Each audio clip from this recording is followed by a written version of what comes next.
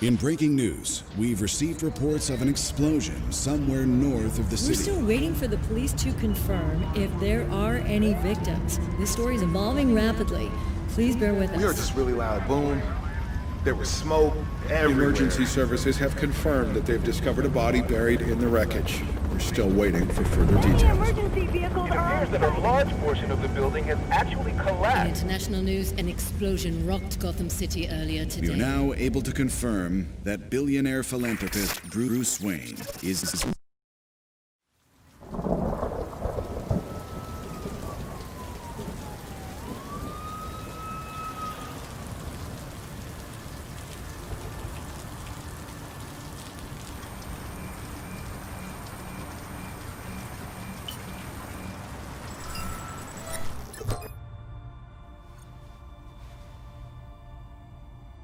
If you're watching this, I'm dead. This is a code black.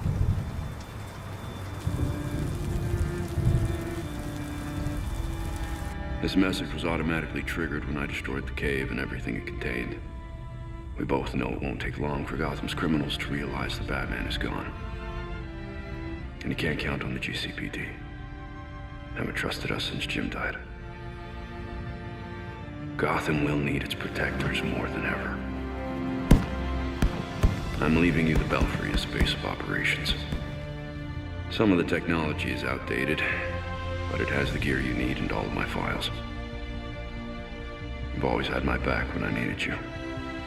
I know you'll keep Gotham safe. Good luck. And goodbye.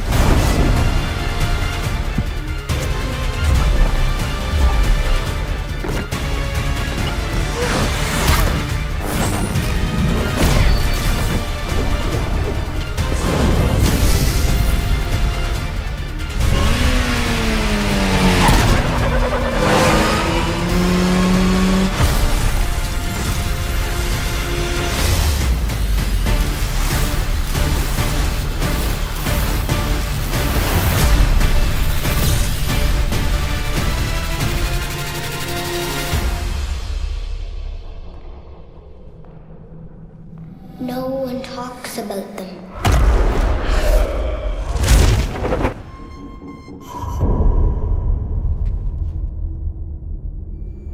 Not a whisper word is said.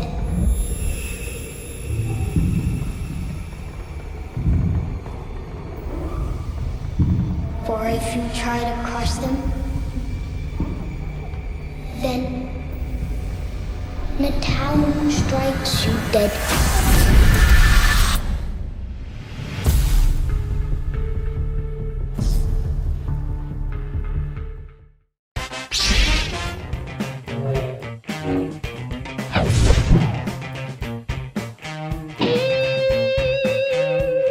is up, Gotham Knights, or Bat Family, I guess. Today, it is obviously a Gotham Knights breakdown. A lot of you were requesting me to do this. I know I'm late to the party, but I thought, hey, why not give my 2 cents on it anyway? Do a little bit of a breakdown for those of you who are interested. Whether you actually plan to play this game or not is still a very interesting premise coming out of the world of Batman. So, of course, in this video, we're going to get into story details, some theories and predictions of what may or may not happen, especially with the involvement of the Court of Owls, which seems to be quite the prominent DC thing at the minute, which I couldn't be happier about because, oh my god, the Court of Owls should have been capitalized a long time ago. And towards the end of this video, I also want to get into a bit of the whole Court of Owls theory thing that's going on in the Batman trailer. So I suppose if you're here for that, you can kind of stick around for that. By the way, there's a bunch to get into. I really want to talk about my impressions of this game and a few things that are slightly controversial to some players because there's a bit of apprehension there and I understand why. But go ahead and like this video if you do go on to enjoy it. Leave me your thoughts on Gotham Knights down in the comments below. So first of all, let's get this out the way in terms of how is this connected to the Arkham games, the prior Arkham games? No, it's not connected to the Arkham series, despite even though Bruce dying at the end of Arkham Knight and, you know, the whole Wayne Manor blowing up and how in this game, it obviously opens with Bruce's message with the code black. In my first reaction to this at DC FanDome, like I was trying to work out what was going on because just based on that premise alone, leaving off from Arkham Knight, it's like, wait,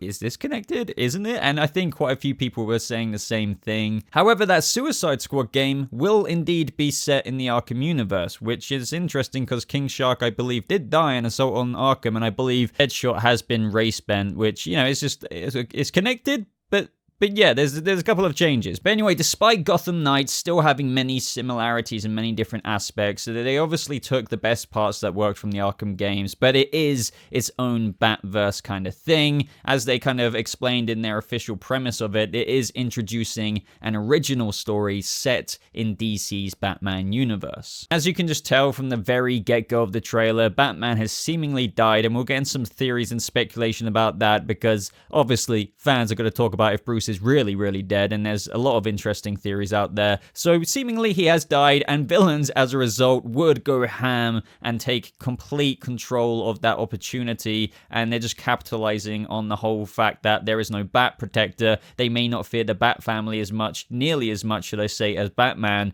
and now the Court of Owls are coming out the woodwork. It is just complete and total anarchy in Gotham City. Now, as I said, Bruce might not be dead though, despite that code black message going out, which you have to assume is maybe tied to his vitals or one thing or another that would enable that alert to go out. But as a result of this, the core of the game is that we get to play as different characters because the Bat family, as entailed in the title, are the Gotham Knights, the protectors of Gotham as of how it stands, and that is Nightwing, Red Hood, Tim Drake, or Batgirl. Now, don't forget that this game will be focused on the Gotham Knights, so I would just love to know who you guys will be playing as, whether that's Nightwing, Red Hood, who you'll be maining as, I suppose, because it will be kind of, you can change it up, and in co-op gameplay, because if you didn't know already, it is 2-player co-op, you can have a fun time with your friend going around and protecting Gotham, and also you can play it solo if you want to have that solo experience. Just imagine the NPC just going along with you,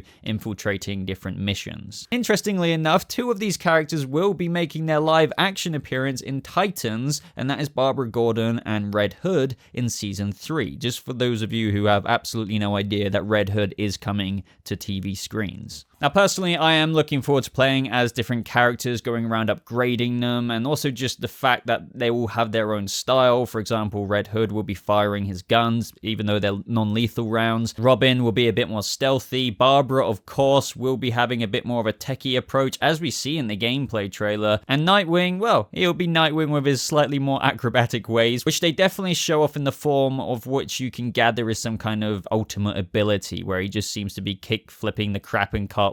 I don't know. It looks fun. Now, interestingly, in the trailer, it seems that Barbara has already been in the wheelchair, considering one was featured in the trailer, so she is now back to Batgirl. And we'll get into some more tidbits like that a little bit later with some other clues going on. But don't forget that Gotham Gotham Knights is an open world action RPG, and they say it's set in the most dynamic and interactive Gotham City yet. Now, the premise continues saying you patrol Gotham's 5 distinct boroughs and drop in on criminal activity wherever you find it. Now, some people are kicking up a bit of a fuss about this reveal, whether that's the gameplay. Some fans are expressing concerns that it's going to be like Destiny or just this kind of full-on games as a service situation. So like, I don't know, grind, maybe a bit of story, but grind.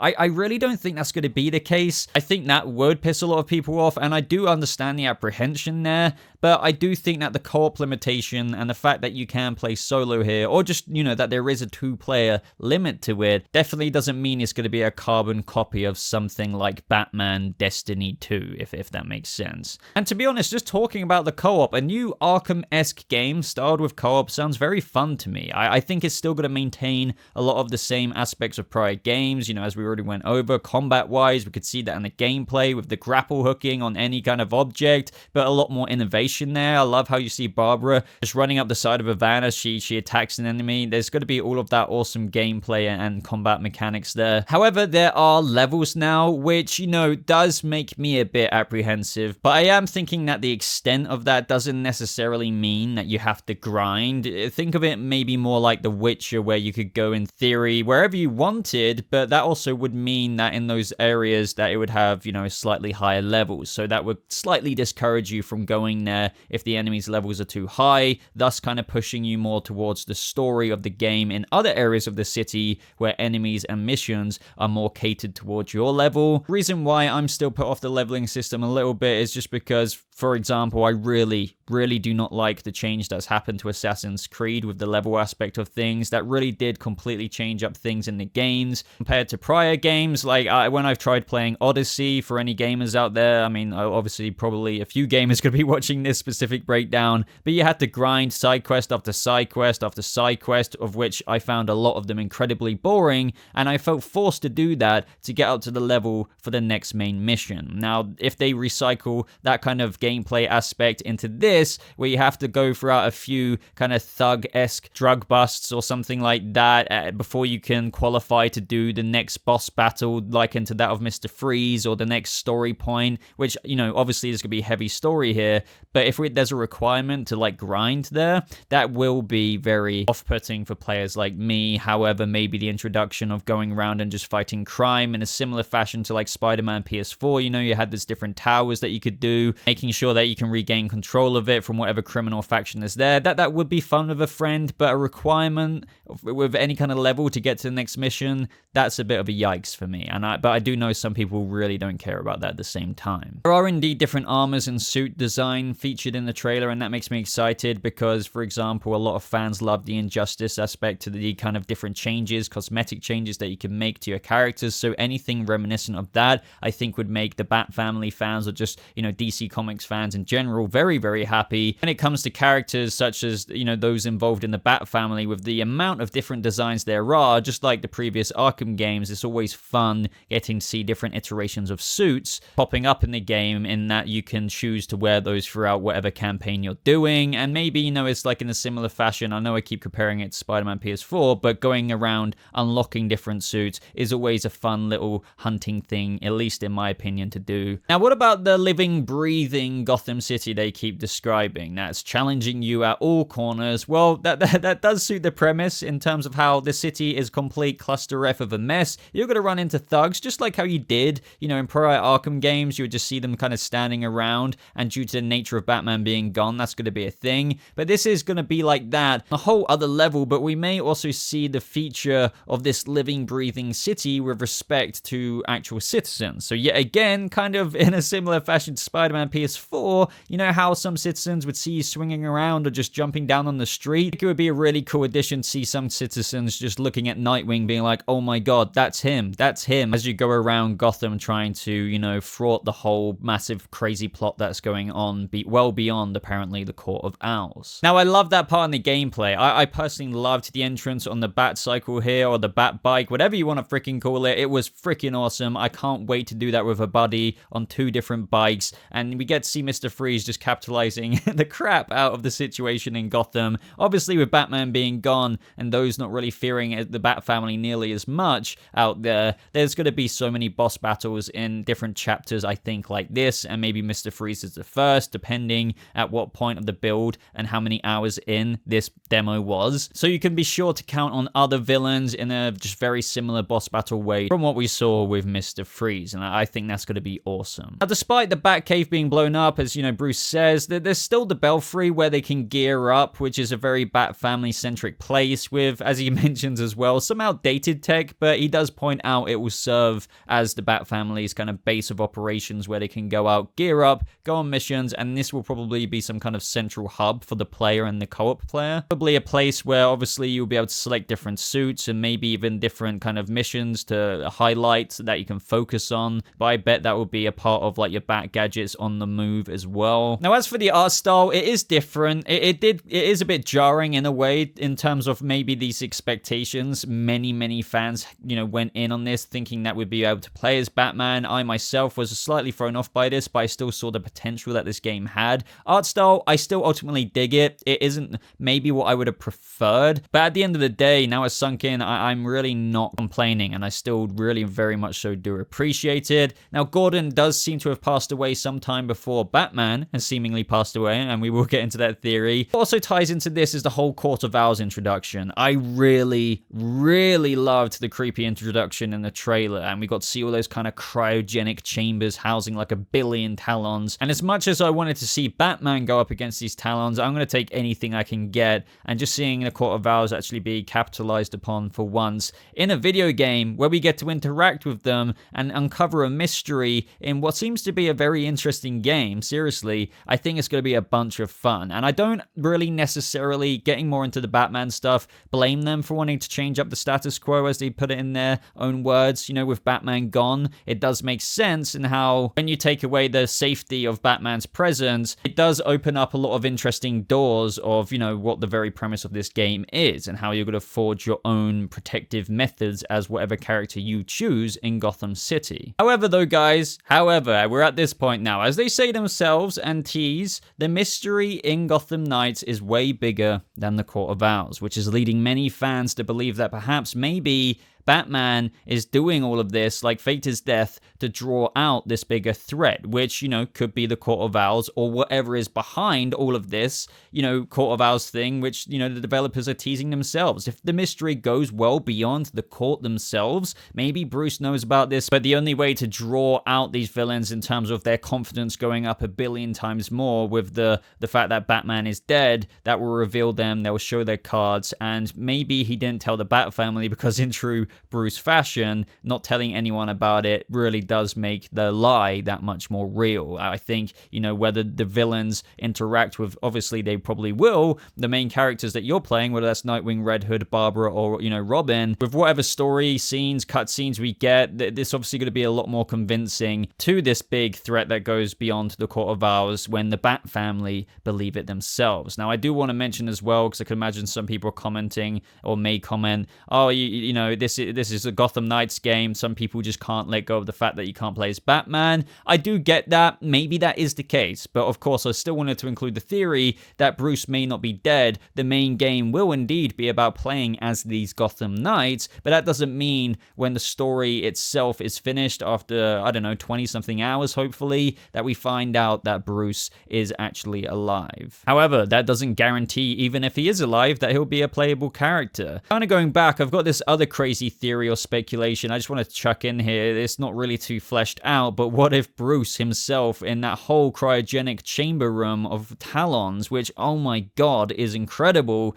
What if he comes back as one of the final bosses because somehow the court, whether he died or not, brought him back and made him a Talon, or maybe he's a Talon through whatever happened that actually caused his death, because it's still surrounded in mystery. So there's quite a few theories that can go on with Bruce here, and the potential is pretty limitless if they do want to walk down that path of him still being alive some way or another. Going back to Jim very briefly and how I teased that he's you could kind of link him to the Court of Owls here, not necessarily him. Bruce does say that he doesn't trust the GCPD after Jim's death, and interestingly we do see the badge next to his photo that has an owl embedded into the design, meaning that the court could have taken over the GCPD or just have always been there, and now that Jim isn't there to oppose them as a commissioner and run things properly, the GCPD could be fully in support and fully bent and corrupt with whatever the court has planned, because you could just argue that this badge has always had the